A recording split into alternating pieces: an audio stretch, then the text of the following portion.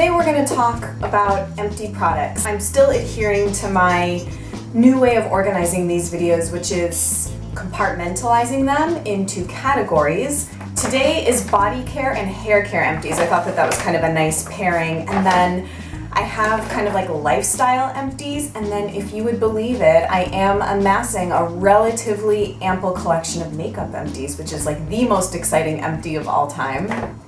Clearly I have problems, and I thought that this midweek video would be a nice break between part 1 and part 2 of my eco-pregnancy and baby chat with Jo and Emilia. I love that video. I love the reception that you guys have given to it. Jo is totally thrilled and happy. I'm really happy to share her perspective. So part 2 of that will be up on Sunday, but I thought we would just break up the week with some product junkie talk. And I hate apologizing for my hair, but it is Hot Mess Express today. This is like third day hair. I really had no idea what to do with it. It was in a low bun, I had it in a top knot, and I just like, it was just not looking good today, so this is how we do it. I just finished this up this last week. This is the Acure Unscented Cocoa Butter and CoQ10 Ultra Hydrating Body Lotion. I've gone through countless ones of these, and it's just a sort of go-to body lotion for me. I like this the best of the Acure lotion formulations that they make. I'm kind of bored. I'd like to try something else, but it's totally fine. So no complaints, and if you're looking for an affordable moisturizing lotion, this would be a great one. I only use this on my legs because I use a body oil on the upper half of my body. I love, love, love this stuff. This is the Ela, or it might be Elay because of the whatever this indicates. This is the Beyond Organic Body Wash for toning skin, made with natural oils of apricot and vetiver. This was definitely in at least one monthly favorites video, and I absolutely adored it. It's $28 for this thing, so it's definitely a bit more of a luxe experience, but I highly recommend. I want to get another one to have. The next time I make an order on Beauty Habit, I'm going to pick up another one of these. That's where I get it, and I don't love that it's in plastic, but I'll deal. This is made in the UK, it's a UK brand, and I couldn't recommend this particular product more. I'm obsessed. And I should also know, I'm not a big like shower gel person. Like, give me a bar of nice soap and I'm like kind of fine with that, or Dr. Bronner's, but after using this, I was sort of very taken with it, I guess. Staple product, this is the 16 ounce of the Dr. Bronner's 18-in-1 hemp eucalyptus scent Castile soap. I'm using almond right now, and I mostly use this in a foaming pump dispenser for hand soap in kitchen and bathroom. So I just like to rotate the scents, and this was fine. This is the Organic Bath Company Spiced Cacao Sugar Scrub. It's just so satisfying to open it up and show you that it's all empty. Why is that? Why do people on YouTube have such like weird tendencies? I wish I knew. But we're all united in our weird tendencies, I guess. So this actually was in a previous disappointing products video. Not because it's not nice and I didn't enjoy it, I did. But I just really don't think that these are worth the price. They're close to $30 for a sugar scrub. It just seems a bit excessive. Like, I would pay $30 for this, but not for this. And I'm not really sure why that is.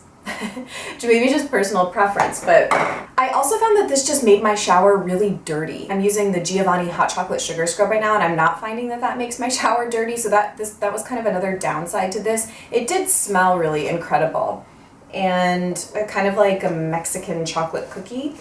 And the ingredients are great, they're all organic, and they source things fair trade and locally, so I guess that's what you're paying for. But also, for that price, like, please put it in glass. Like, I don't want, it just feels cheap in plastic. So, you know, I wouldn't buy this again, unfortunately, but I do like supporting them because they're a local to Boston brand, so I don't know, I'm torn with them.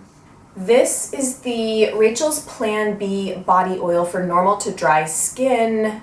Rue gave me this because I guess she didn't like it, or it didn't work for her. I've heard of them, I follow them on Instagram, but this is the only thing from Rachel's Plan B that I've tried. It was fine. It was kind of had a vanilla / light citrus scent. It was relatively thick as far as body oils go. So my preference for a body oil is a lighter body oil that I can use morning and evening. This, it was a little too heavy for me to use in the morning. I did use it up, but it's probably not something that I would purchase. The main oils are apricot kernel oil, cranberry seed oil, and meadow foam seed oil. It was nice, just personal preference. I prefer a thinner oil than this was, though the scent was pleasant. This is a little red flower reviving hand and face towelette in the scent Wanderlust, or I don't know if that's like the scent. I have no idea, but it says Wanderlust. Andy, the Green Queen, gave me this in one of our meetups. She gave me like some products to try and threw this in. My only experience with red flower is I've also tried, sorry, my nose itches, samples of their stuff from Beauty Habit orders. So Beauty Habit does carry this line. I will say, I think they have a great aesthetic, and I kind of love their design. And their things are relatively strongly scented, so if you're sensitive to scents, I would skip them. It was just like one hand and face towelette. I can't even remember what I used it for, to be honest. It's not like a makeup removing wipe. It was just kind of like a refresher. But total trip down memory lane. It smelled exactly like my signature perfume in high school and early college. Gap Homme. Did anybody else wear Gap Homme? I was obsessed with it. When I was like 15, one of my best friends wore it to school one day, and I was like, that is me. It's like deep, and it's so hard to describe. I guess like kind of oriental. I know that some scents are described like that, which I find a very strange descriptor. But it's very spicy. It's a spicy scent. But if you ever wore Gap Homme, please leave me a comment, because I was just obsessed with that perfume for the longest time. And that's literally exactly what this smelled like. Anyway, I've been waxing on about that for far too long.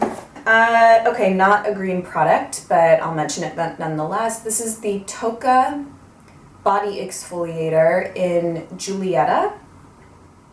And the scent was pink tulip and green apple. Jo, who you now know from the eco pregnancy video last Sunday, gave me this. She'll save up things that she's gotten in Birchbox or Pettivore, because I don't get Pettivore anymore, and she doesn't use scrubs, so she just gave me this and I used it up. You know, I gotta say, I know it's not a green product, but it was really nice. Sometimes using things like this, I remember like the seductive world of non-green beauty. But it was very heavily fragranced and perfumed. So I certainly wouldn't purchase this, but I'm not gonna lie, it was kind of nice to use. It left a really nice moisture film on the skin.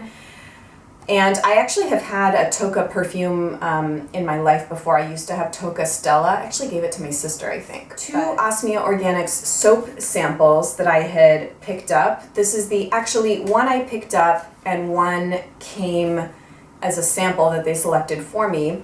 So this is the Vetiver Gray soap, and then I also had gotten the Coffee Mint, which I have yet to use, and then they threw in the Lemon Basil Ginger soap. So I used this one up. I thought it was really nice. Really enjoyed using it. I love Vetiver in general. And then I'm currently finishing up this little sample of the Lemon Basil Ginger soap, which I like significantly less than this one. So I didn't realize that there was going to be such a discrepancy in the soap experience, I guess. This one lathers significantly less than this one did. It's just kind of like, it feels sort of less moisturizing, and I don't really like this one. However, I did really like this one. So I guess we'll see what the Coffee Mint one is like. How's my hair? A mess? Oh my gosh, obsessed with this. This is the Earth Body Sacred Skincare Ground Body Oil. So I just got an email this week that this company is changing their name, I think because of a copyright or a patent issue or something, and their rebranding is Om Cali, Om.cali, which is kind of a cute name. I'll still continue to buy their products because I really, really like them.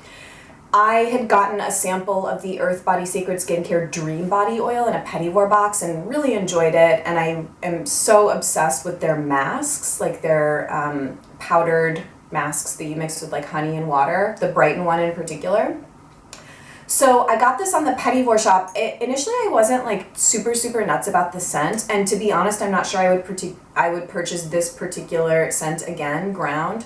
I would never use it in the morning. That was a big thing. It's a very kind of heavy evening scent, and it smells a bit strange. The first couple times I used it, I was like not head over heels about it. However, beautiful texture, and I also do feel like these oils, since they're formulated from an Ayurvedic perspective, impart particular benefits just to your system, sort of calibrated to your Ayurvedic dosha and all of that kind of stuff. I like to believe that it impacts me on those levels. Who knows if it actually does.